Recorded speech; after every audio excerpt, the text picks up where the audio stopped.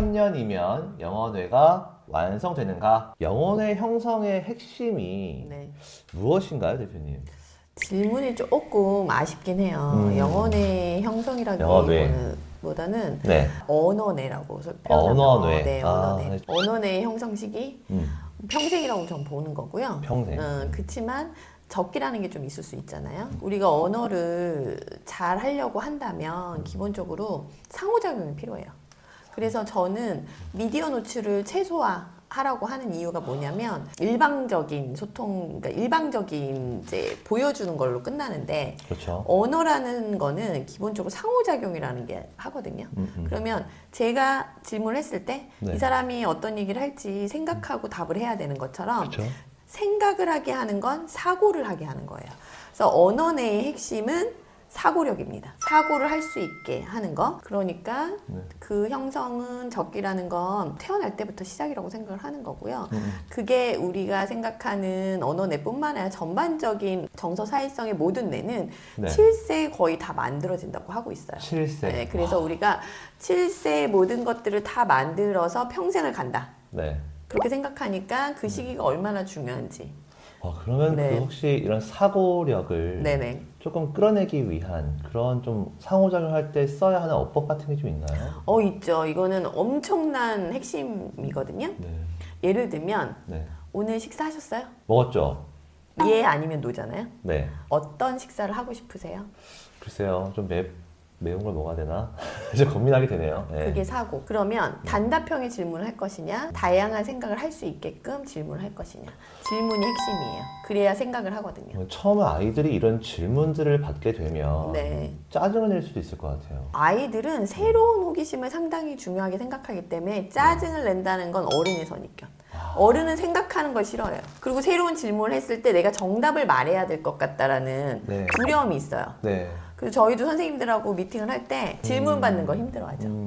근데 생각이 바뀌어야 되는 건 질문을 통해서 아이들이 생각이 어떤 생각을 하고 있는지를 알 수 있고 네. 또 질문을 통해서 아이들은 사고를 하게 돼요.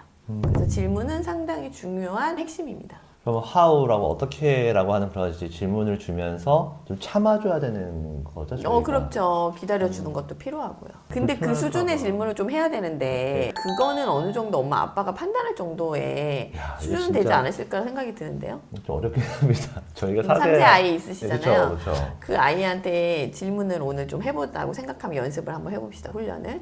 네. 오늘 집에 가서. 오늘 어떻게 어린이 집에서 보냈어? 그거는 너무 안 좋은 질문이에요. 네. 평가예요. 너무 부끄러워요. 어려우시죠? 네, 어렵네요. 그러면 또 아이에 닿은 질문 한번 생각해 볼까요? 오늘 뭐 먹었어? 이런 거 좋나요?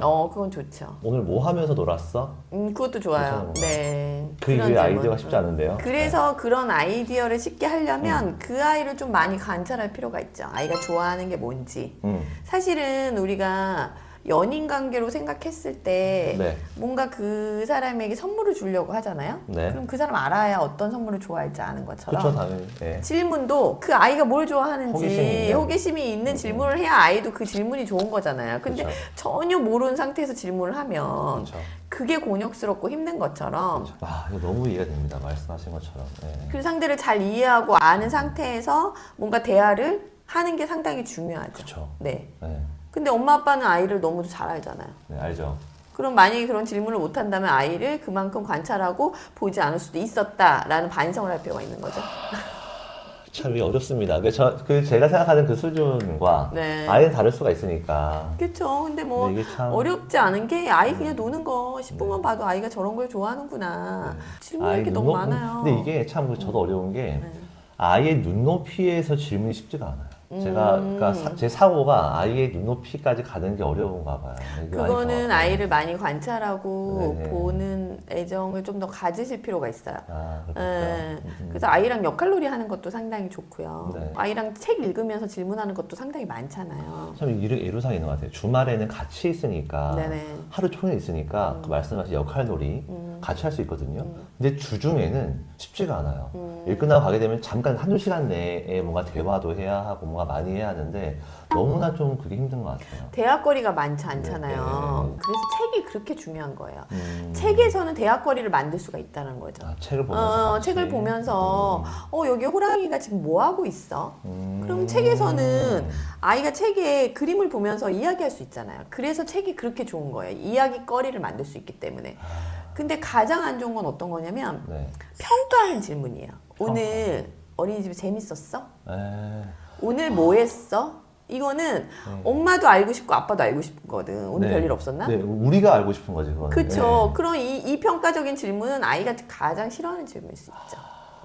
오히려 그 시간에 같이 책을 봐주고 그럼요. 대화를 해주는 것이 훨씬 더 좋은. 훨씬 질문이에요. 좋죠. 그리고 아이가 어떤 질문, 호기심을 갖고 있는지 듣고 또 그거에 맞춰서 대화를 이끌어가는. 이거 진짜 핵심이네요 이거. 그거 이거는 엄청 중요한 부모들은 핵심이에요. 정말 사실은 하루 끝마점을 맺을 때에는 사실 아이가 궁금하잖아요. 그렇죠. 그런 과정에서 맨날 물어볼 수밖에 없을 것 같은데 반대로 해야 되네. 반대로. 근데 책을 읽으면 책에 정말 너무도 많은 네. 주제들이 많아서 네. 책을 읽으면서도 아이가 학교 생활을 어떻게 했고 원생활을 어떻게 했는지 알 수 있는 방법이 너무 많아요. 너무 좋네요. 오늘은 사자가 있는데 되게 슬퍼하네. 사자가 왜 슬픈 것 같아? 그러면 아이는 자기중심적이기 때문에 사자가 거의 자기처럼 인식을 해버린단 말이에요.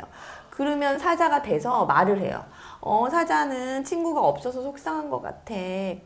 그래? 그럼 우리 뭐 누구는 창이는 친구가 있어? 이렇게 물어보면 거기서 이제 말이 쫙 대화가 그렇죠, 되는 그렇죠, 거죠. 그렇죠. 그래서 책이 그렇게 이제 중요해요. 네. 하나의 공감대를 책으로 놓고 대화를 하는 걸 같이 그럼요. 하면 네.